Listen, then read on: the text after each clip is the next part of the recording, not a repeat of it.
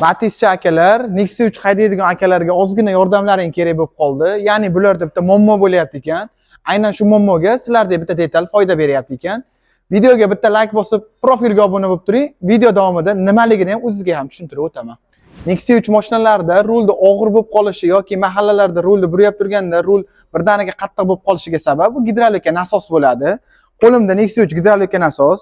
Aynan shu nasosni pastki qismida klapani bo'ladi. Klapini yechib, ichini sug'urganligingda purjinali vtulka chiqadi. Aynan shu vtulkani alyuminiy joyi bo'lib, shu joyi yeyilib qolgan bo'ladi.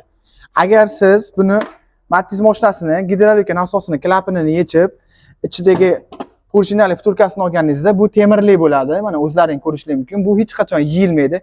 Aynan shuni Nexia 3 gidravlika nasosiga qo'yilsa, birga bir tushadi va sizda hech qanday muammo ko'rsatmaydi va avvalgidek rullaring yengil bo'lib, hech qanday muammosiz rulda qotib qolish holatlari ham bo'lmaydi. Video manfaatli bo'lgan bo'lsa, Nexia 3 haydaydigan akalarga videoni jo'natib qo'yish esdan chiqmasin. Nasosni yechmasdan turib joyida qo'ysa ham bo'ladi.